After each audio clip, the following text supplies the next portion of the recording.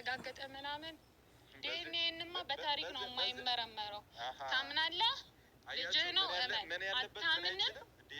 ፈስ ያለበት ላይ አይችልም። ልክ ነህ።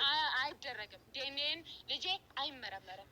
ታምናለህ? እንደዚሁ ልጄ ነው እመን። አታምንም? ልጅ እሱንም በግልጽ እኮ እያሳየሽኝ እኮ ያንተ አይደለም። ልጄ አድጎ ያየዋል። አንተ ችግር ቢኖርብኝ ከሚባለው ልጅ ጋር ቀጥሬዋለሁ ወይ አብርሽን አስደብድቦታል። እንደገና ሌላ ታሪክ ውስጥ እገባለሁ ወይ ለዛ አንድና አንድ ቀለበቱን እመልስለታለሁ ወይ ማለት ነው።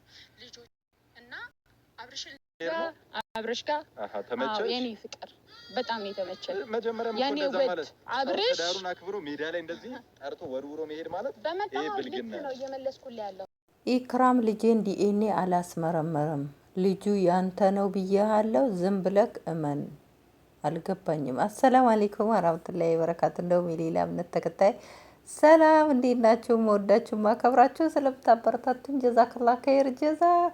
ዛሬ እንግዲህ ፈገግ አድርጎኛል የኢክራም ነገርና ያው እናንተ ፈገግ እንደምትሉ ተስፋ አረጋለሁ። ሁሉ ጊዜ እየቆዘሙ መቼም አልቻልነውም እና ፈገግ እንበል።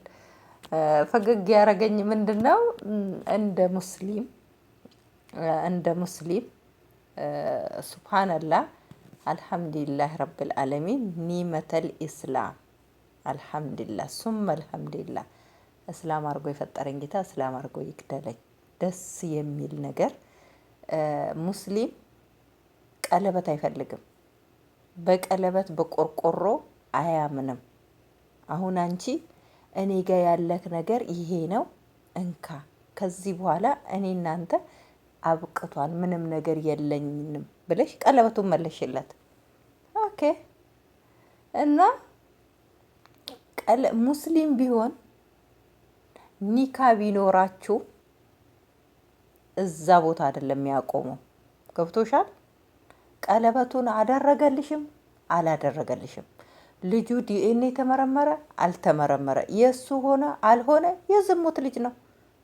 ወለ የሚን ወለ የሳር ሳህ። እስቲ እናንተ ከተሳሳትኩ አርሙኝ። አንደኛ ሙስሊምና ክርስቲያን ተጋብቶ 80 የለ ኒካም የለ። እንደገና ደግሞ ኒካ ያሌለ ሴት ደግሞ ሲጀመር ከቀለበት ጋር ምንድን ነው ትርጉሙ? እኔ ከዛሬ በኋላ መልሼልሃለሁ፣ ከእጅ አውጥቼ ወርውሬዋለሁ። ብትሸጪው ይጠቅምሻል፣ እንደኔ ማለት ነው።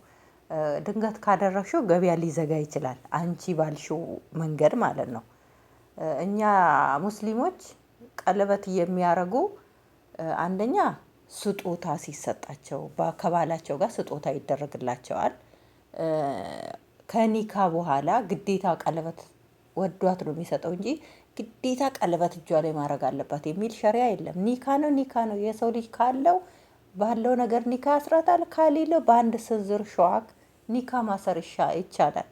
እና የሰው ልጅ ዋናው ምንድነው በሸሪያዊ መንገድ ሲያገባ ብቻ ነው ደስ የሚለው ነገር ማለት ነው። ለምን ቡቱቴ አንድ ካልሲ አይሰጥሽም?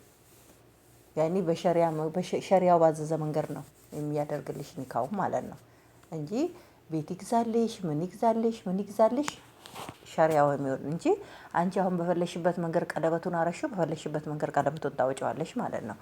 እንደገና ደግሞ ልጁ የሚኪ ነው ብሎ አለሽ። አዎ የሚኪ ነው። አንተ በሰጠኸኝ መንገድ ነው የምመልስልህ አልሽው። ጠይብ አንድ እሱ ታዲያ ዝሙት ሰራ፣ አንቺ ዝሙት ሰርተሽ ነው የእሱን መልስ የምትመልሽው? እኔ አልገባኝም።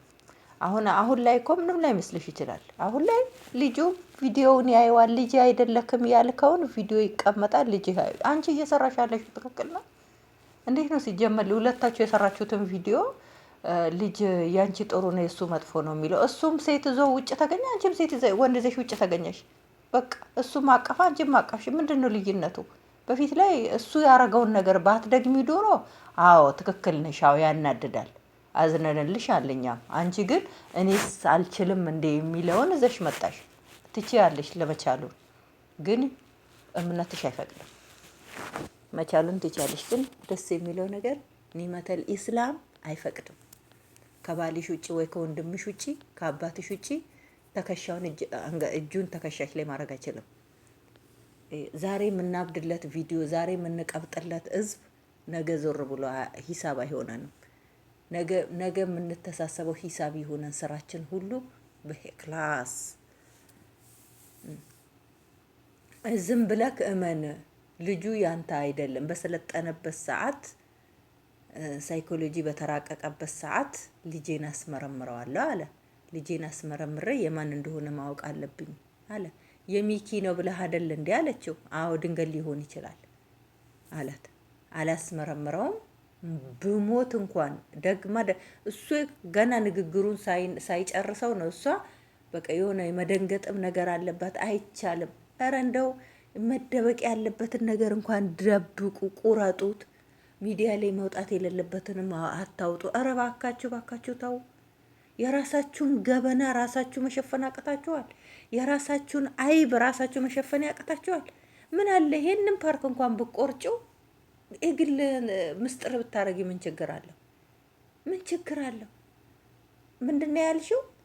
ለነገሩ እናትሽ እንኳን ለአማትሽ መርዝ ታበላሻለች እንዳትበዩ ያልሽውን እንኳን ቆርጠሽ ያላወጣሽው ይሄን ትቆርጫለሽ ብዬ እንትን አልልም። የሆነ በቃ እኔ እንጃ እኔ በምን አይነት እኔ ሶሻል ሚዲያ አንዳንድ ጊዜ በምን አይነት መንገድ እንደሚጠቀሙ ወላሂ አልዓዚም ከአይምሯቸው ጋር ነው እስከምትሉ ድረስ ነው። ሰው ልጅ እኮ ሴት ልጅ ገበናዋን መሸፈን አለባት። የሆነ ቪዲዮ ላይ ስትሆኑ ሰው ናችሁ። ማንም ፍጹም ሰው የለም። እንዲህ ትክክል ነኝ አንቺ ትክክል ነሽ ማለት አይቻልም። የሰው ልጅ ይሳሳታል። ግን ቪዲዮአችሁን ቁጭ ብላችሁ አይታችሁ ይሄንን ነገር ሰው መስማት የለበትም። በቃ ትክክለኛ ነገሩ ሆኗል እኮ ነገሩ እንኳን ትክክል ሆኖ እንኳን ሰው መስማት የለበትም። በቃ ይሄን ፓርክ መቁረጥ አለብኝ። ምንድነው ልጁ ያንተ ነው፣ ዝም ብለክ እመን ያልሽውን ነገር ብትቆርጪውስ? በቃ እንዴት እንደዚህ ትለኛለህ? እንዴት ልጁ የኔ አይደለም ብለህ ትጠራጠራለህ? ዛሬ ስንጣላ እንዴት እንደዚህ ትለኛለህ ማለት ነበረብሽ እንጂ ልጁ ያንተ ነው ብዬሃለሁ፣ እመን፣ ዝም ብለክ እመን። ዲኤንኤ አይመረመርም። ቢያንስ እንኳን ይመረመራል ብትይ እኮ ኮንፊደንስ አለሽ።